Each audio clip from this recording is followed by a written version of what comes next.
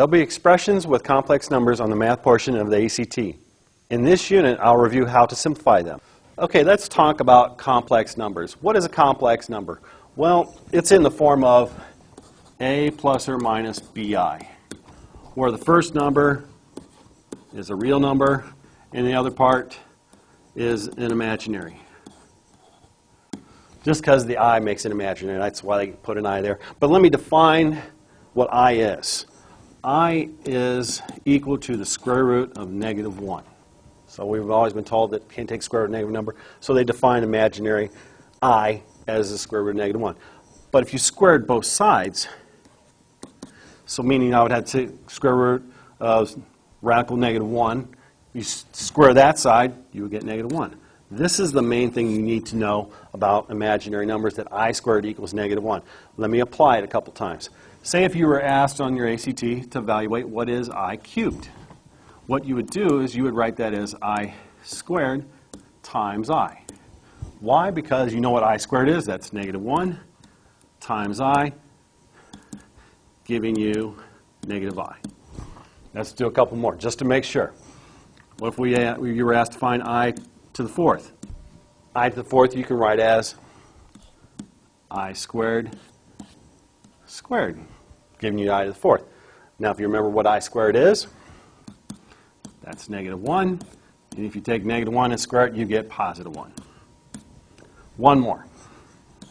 I to the fifth.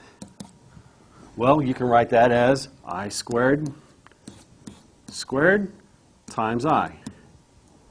So that would give you -1 squared times I, which would give you 1I.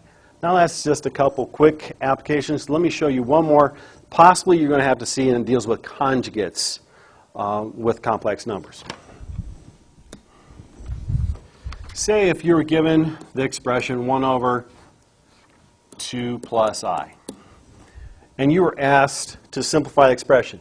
Well, when you have i's in the bottom of a fraction, it's kind of like when you have radicals on the bottom of a fraction. There's some rule that says you're not allowed to have them, so we can't have I in the bottom. Here's how you handle it. You would take and multiply the top and bottom by the bottom's conjugate, the denominator's conjugate. So you have 2 minus I over itself. Now when you multiply the two binomials in the bottom, if you remember, when you multiply conjugates, all you have to do is multiply the first and last from FOIL. So you're going to take 2 times 2, and that's going to give you 4. Then you're going to multiply positive I times a negative I. That's going to give you -I squared. And if you multiply the tops, you just take the 1, distribute to both. You just get 2 minus I on top.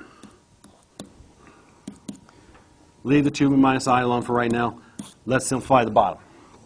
What you got is basically 4 minus, if you remember, I squared is -1. Write it in there now. So now this is going to give you 2 minus I over 4 plus 1, because a minus times a minus is a plus.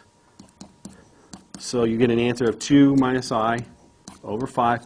Now that's one acceptable way to write it, but if we're going to write it in that true A plus or minus BI complex form, we're going to take each number on the top, each part, each term on the top, and put it over 5. So it looks like this: 2/5 minus 1/5 I. And that way you have a real part and imaginary part.